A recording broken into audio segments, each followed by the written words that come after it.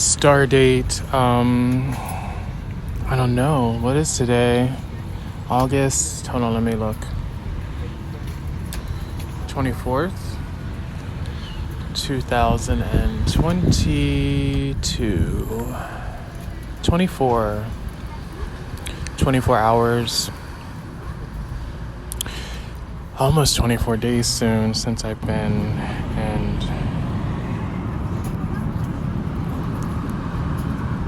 this place over the pond. I'm trying to think about the last time I was out of the country. So that was December 2014. So it's 10 years ago since I come back to my home away from home. Started in Paris and doing this artist residency in the south of France has been one of the more interesting events of my life. You know, I really tried not to have any expectations. It was self-guided, half of it, and then the latter half, and then the former half was supposed to be like a artist exchange, a creative exchange with movement artists, and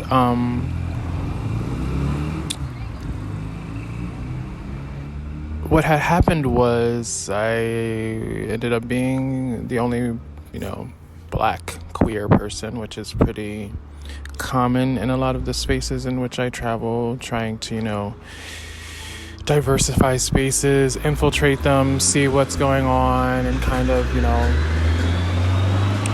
either comment with actions or words or policies to try to make things better for people that come after me. Because, I grew up always hoping to get that one spot, that one scholarship, that one place on the team, that one role in a play that is designated for a black person, that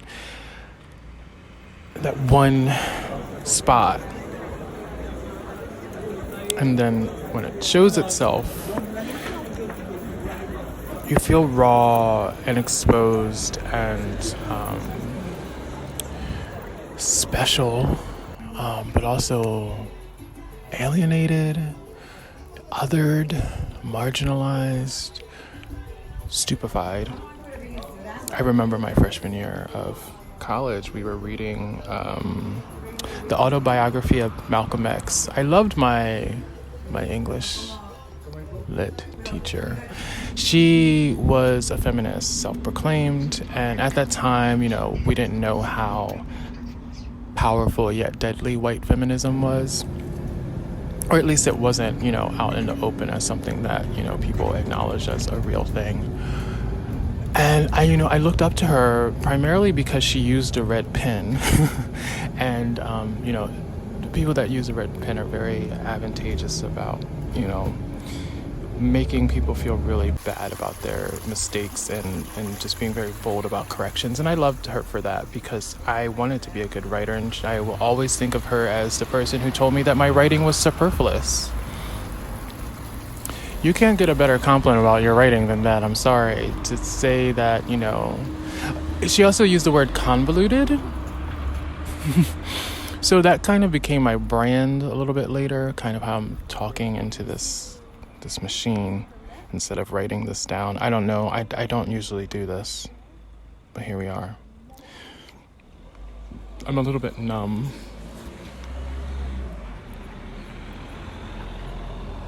So we're reading all of this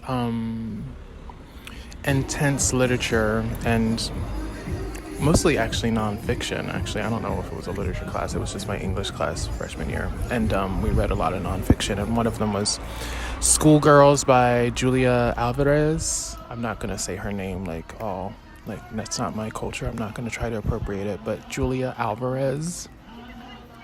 And there were a couple of people in the class that insisted on saying Julia Alvarez. And, not an ounce of melanin in them. So here we are.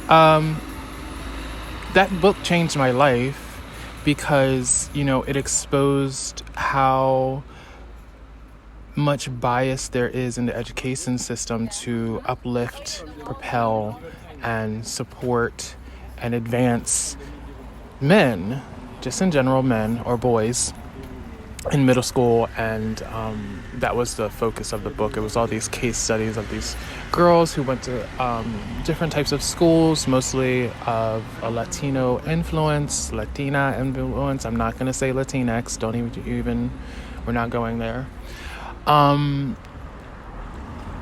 And, you know, the discrepancies that she noted, you know, still stand today, and we're still pushing against it. And, you know, that was 1997 I read that book, showing my age.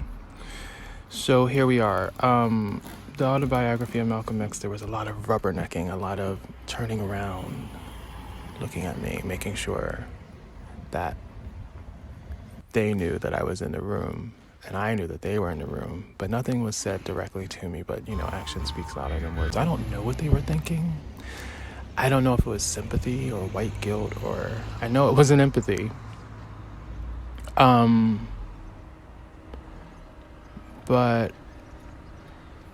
I'm glad that we read it. It was a good book. It was very detailed. I still don't sit in restaurants with my back to the door because of that book.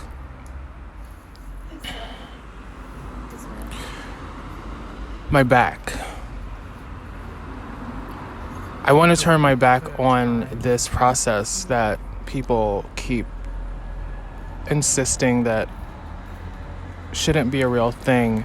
You know, someone recently who I met who was very colorful and a sociopath, basically, he kind of ruined my life, but he said something really, he said a lot of really, you know, sociopaths know exactly what to say to you, right? To make you, to manipulate you into like giving them whatever they want. And what he said to me was, you love walking on coals, which is like really my brand. Like, I want to prove to myself and everybody else how strong I am. It's almost like this circus act that I perform for people to see that I can.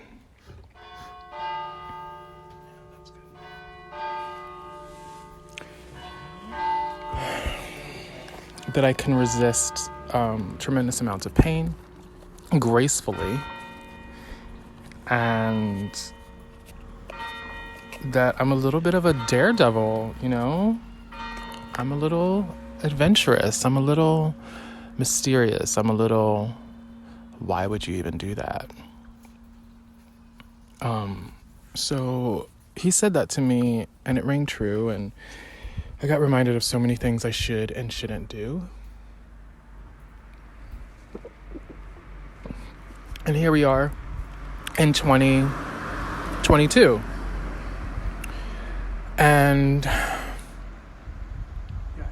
when I went back to IRL after, 19 months of not being in a dance studio for the first time, and 30 years of constantly producing work which needed rehearsal time, or was it dance lessons, or was teaching, or whatever. The dance studio has been my home base, emotionally, physically, psychologically, for as long as I can remember. And having that ripped away was like losing a limb. Luckily, I had already been in the virtual space, and when we were just doing everything on Zoom, I was pushing my furniture aside and giving the movement instructions to my collaborators via YouTube and stuff. And that wasn't unfamiliar to me. I had been doing it for a long time. If there's one thing about New York, is it's literally impossible to get everyone together in the same place at the same time. So I would just record choreography and send it to them. I don't care if you're on the subway, while you're taking a shit, you got it hanging up in the shower, just work on your own time, since we can't figure out how to get 5 people in the same place for 2 hours. 2022.